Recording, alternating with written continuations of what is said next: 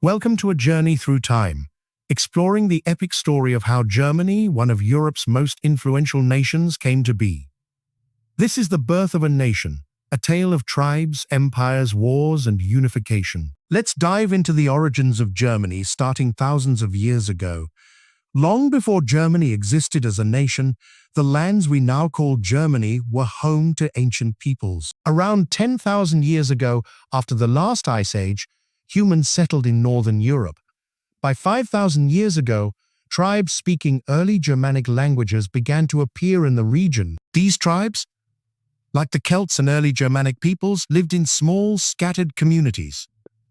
They were farmers, warriors, and traders, leaving behind tools, pottery, and burial sites. Around 700 BC, Germanic tribes from southern Scandinavia and northern Germany began to expand southward. They gradually replaced Celtic peoples in Central Europe, shaping the cultural landscape. The Germanic tribes were not unified. They were a collection of independent groups with their own leaders. Their way of life was simple, centered around agriculture, wooden homes, and tribal loyalty. By the 1st century BC, these tribes came into contact with the mighty Roman Empire. The Romans under Julius Caesar crossed the Rhine River in 55 and 53 BC, eyeing conquest. But the Germanic tribes proved fierce opponents, resisting Roman expansion. In 9 AD, a defining moment occurred. The Battle of the Teutoburg Forest. Led by the Germanic leader Arminius, the tribes ambushed and destroyed 3 Roman legions. This victory halted Roman plans to conquer Germania, preserving tribal independence. The Rhine River became a natural boundary between Roman and Germanic territories. Over the next few centuries, Germanic tribes grew in power and complexity. They formed alliances, traded with Rome, and sometimes served as mercenaries. By the 4th century AD, the decline of Rome allowed Germanic tribes to expand further. The Franks, a powerful Germanic group, established a kingdom in what is now France and Germany. Under their leader Charlemagne, the Franks united much of Western Europe. In 800 AD, Charlemagne was crowned Emperor of the Romans by Pope Leo V. His empire, known as the Carolingian Empire, included much of modern Germany. Charlemagne's reign is often seen as a foundation for German identity. He subdued the Saxons, spread Christianity, and promoted learning and culture. After Charlemagne's death in 814, his empire was divided among his heirs. The Treaty of Verdun in 843 split the empire into 3 parts. The eastern part, known as East Francia, became the foundation of modern Germany. East Francia was ruled by Germanic kings, marking the early beginnings of a German realm. In 962, Otto I, a powerful East Frankish king, was crowned Holy Roman Emperor. This event marked the start of the Holy Roman Empire, centered in Germany. The Holy Roman Empire was a loose federation of hundreds of kingdoms and duchies. It was neither fully unified nor entirely German, but it shaped German history for centuries. The empire's rulers, elected by powerful princes, held significant influence. However, local lords and dukes often acted independently, creating a fragmented political landscape. By the Middle Ages, the Holy Roman Empire was a complex web of territories. Some sense of German identity began to emerge, but it was weak and regional. The empire faced challenges, like conflicts with the Catholic Church and neighboring powers. The investiture controversy in the 11th century highlighted tensions between emperors and popes. Emperors like Henry V sought control over church appointments, clashing with religious authorities. Over time, the empire's central authority weakened, and local princes gained more power. By the 13th century, the Holy Roman Empire was a patchwork of semi-independent states. The death of Emperor Frederick II in 1250 marked the decline of imperial control. The empire fragmented into hundreds of small principalities, duchies, and free cities. This system, known as Kleinstaaterei, defined German lands for centuries. Despite political division, cultural and economic developments flourished. The Hanseatic League, a powerful trade network, connected German cities like Lübeck. German merchants grew wealthy, and cities became centers of art and learning. The 15th century brought new challenges, including religious upheaval. In 1517, Martin Luther's 95 Theses sparked the Protestant Reformation. Luther's ideas spread rapidly, dividing the German lands between Catholics and Protestants. This religious split fueled conflicts like the 30 Years' War from 1618 to 1648. The war devastated Germany, killing millions and destroying towns. The Peace of Westphalia in 1648 granted greater autonomy to German states. It confirmed the decentralized nature of the Holy Roman Empire. By the 18th century, two powers emerged as dominant: Austria and Prussia.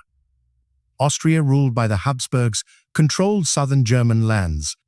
Prussia, under the Hohenzollerns, grew in strength in the north. The rivalry between Austria and Prussia shaped German history. Prussia's rise began under Frederick the Great, who expanded its military and territory. The 7 Years' War from 1756 to 1763 showcased Prussia's growing power. By the late 18th century, the Holy Roman Empire was weak and outdated. Napoleon's conquests in the early 19th century brought its end. In 1806, Napoleon dissolved the Holy Roman Empire, reshaping German lands. He created the Confederation of the Rhine, a French-aligned German state. Napoleon's actions reduced the number of German states from over 300 to a few dozen. His defeat in 1815 led to the Congress of Vienna, which created the German Confederation. The German Confederation was a loose alliance of 39 states, led by Austria. It aimed to maintain stability, but lacked unity or a strong central authority. During this time, a sense of German nationalism began to grow. The Industrial Revolution transformed German society, boosting trade and communication. Railways connected cities, and people began to see themselves as part of a larger German nation. Cultural figures like the brothers Grimm reinforced this with their collections of German folklore. The Zollverein, a customs union formed in 1834, united German economies. Led by Prussia, it reduced trade barriers and fostered economic cooperation. By the 1840s, calls for a unified German nation grew louder.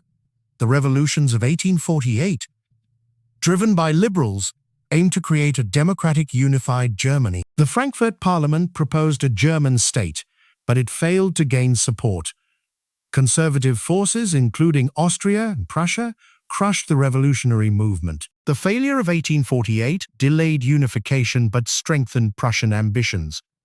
Enter Otto von Bismarck, the man who would shape modern Germany. Appointed Prime Minister of Prussia in 1862, Bismarck was a master of realpolitik. He believed in using practical, often ruthless strategies to achieve his goals. Bismarck's vision was a unified Germany under Prussian leadership, excluding Austria. His first step was to modernize the Prussian army, making it a formidable force. In 1864, Prussia and Austria jointly defeated Denmark in the Second Schleswig War. This victory gave Prussia control over Schleswig and Holstein, boosting its influence. Bismarck then turned against Austria, sparking the Austro-Prussian War in 1866. Prussia's victory in the Battle of Königgrätz ended Austrian dominance in German affairs. The German Confederation was dissolved, and Prussia formed the North German Confederation. This new confederation, led by Prussia, included northern German states. Bismarck's final step was to unite the southern German states.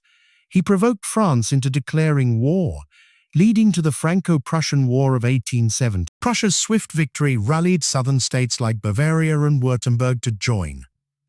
On January 18, 1871, in the Hall of Mirrors at Versailles, the German Empire was proclaimed. Wilhelm I, King of Prussia, was named the first German Emperor, or Kaiser.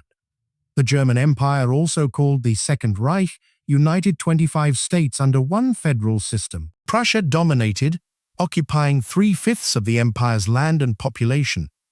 Bismarck became chancellor, guiding the new nation with an authoritarian constitution. The empire had a parliament, but the Kaiser held significant power. The unification of Germany was a turning point in European history. It created a powerful new nation, shifting the balance of power on the continent. Germany quickly became an industrial giant, rivaling Britain and France. Between 1870 and 1873, the Gründerjahr, or Founders' Years, saw an economic boom. New companies flourished and railways expanded, connecting the nation. German universities became world leaders in science, and culture thrived. Composers like Wagner and writers like Goethe gained international fame.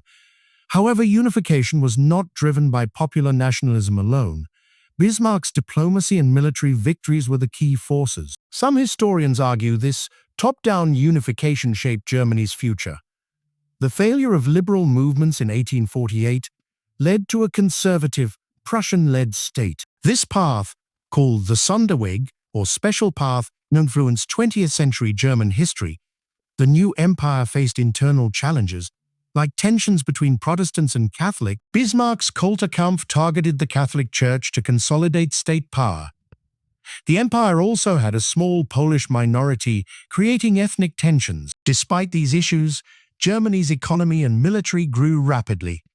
By 1914, Germany's population had risen from 41 million to 67 million. Its steel production surpassed France, and its railways rivaled Britain's. The German Empire's rise set the stage for its role in global events. The unification of 1871 was just the beginning of Germany's complex history.